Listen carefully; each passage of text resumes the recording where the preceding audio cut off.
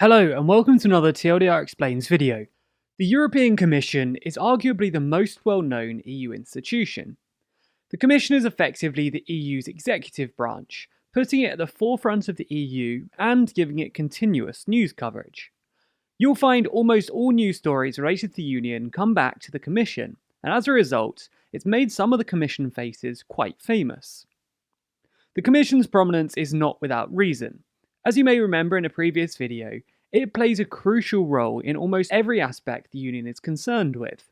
From legislating to administrating, the Commission certainly does a whole lot. In this video, we dive a little deeper into what the Commission actually does, and how some of the most important figures in the European Union are put into power.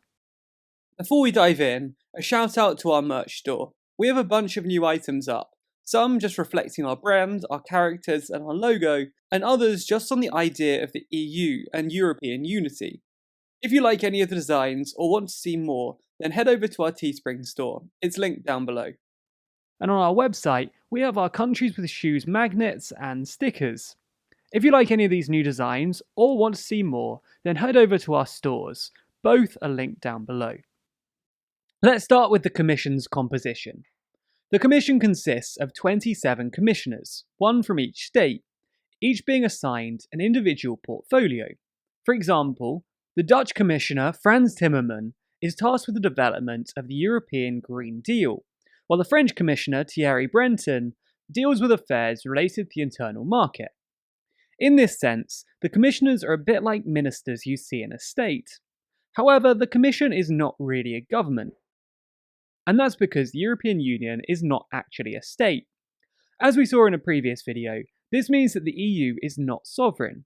However, all 27 member states are sovereign, and their sovereignty must be respected. Hence, they must explicitly make the EU competent through the Lisbon Treaties.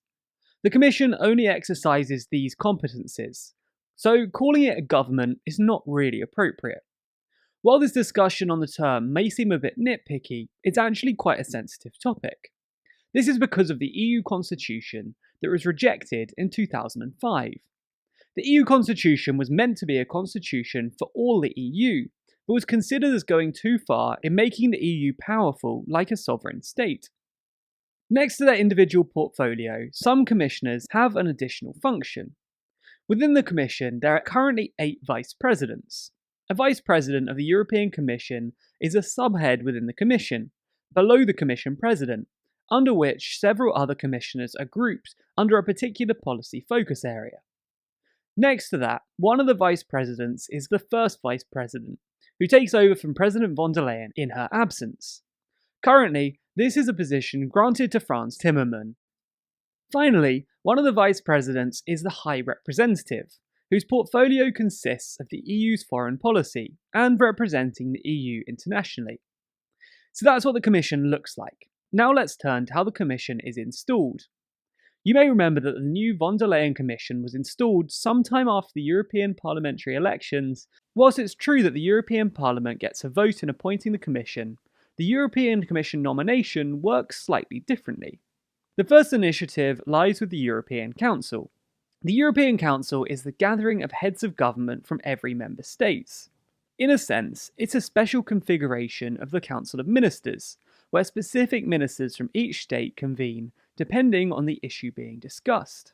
The appointment of the Commission is quite a special thing, so in this case, it's actually all of the heads of government for each of the EU states, the likes of Merkel and Macron. Together, they agree on the Commission President, currently von der Leyen, and a High Representative. Then the Commission President nominates another 25 commissioners to create a proposed commission. After this process, the proposed commission is laid before the European Parliament. There they'll be asked questions in a sort of public job application. The Conference of Presidents of the European Parliament, which is a special administrative body within the European Parliament, may vote for the approval of individual nominees, after which the proposed commission is set for a final vote. This vote is won by the European Parliament as a whole. Unlike the vote by conference presidents of the European Parliament, the European Parliament itself can only say yes or no to the proposed commission as a whole. If they reject, then the entire process has to be started from scratch. So why is there such a complicated process in place?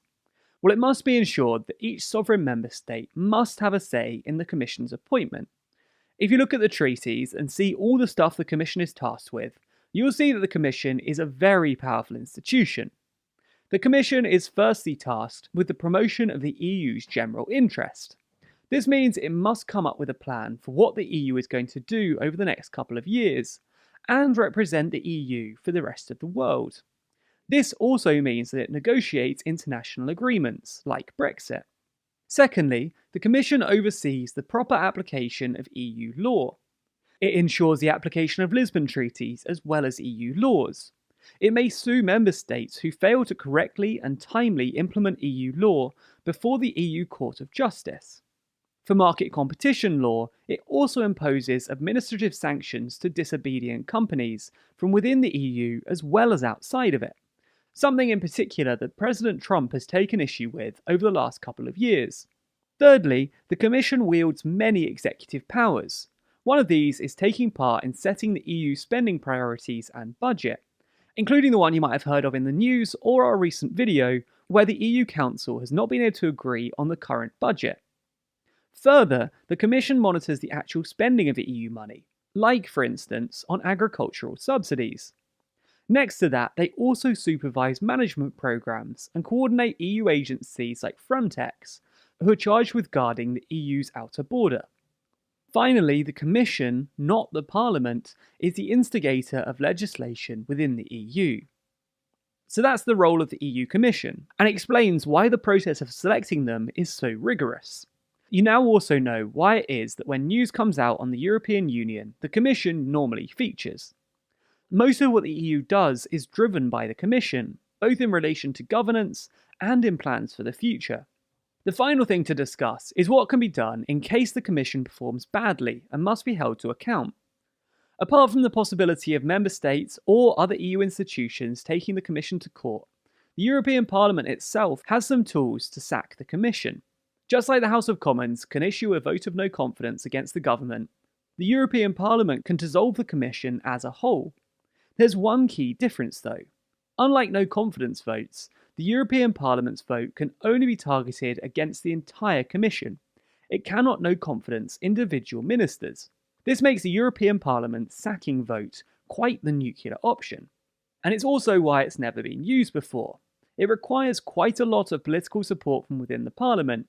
A new Commission is not easily installed, and it sends an overall bad message to the world about the European Union as a whole for one of its most important institutions to be sent home entirely.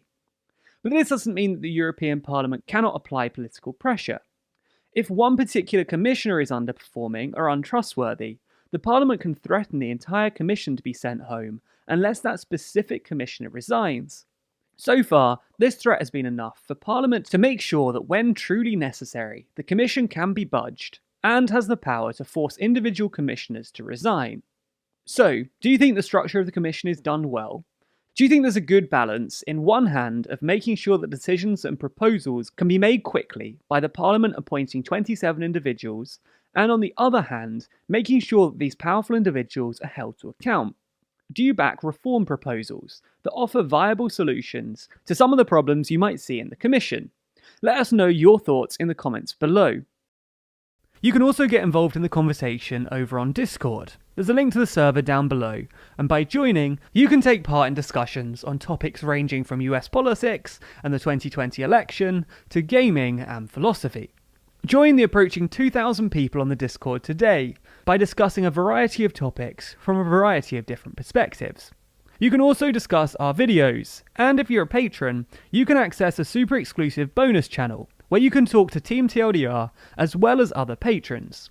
Check out the Discord today by clicking the link in the description. Of course, we'll continue to keep you updated on the European Union and all of the news that comes out of it. So be sure to subscribe to the channel and hit the bell icon to be notified every time we release a video. Special thanks to our Patreon backers who make videos like this one possible.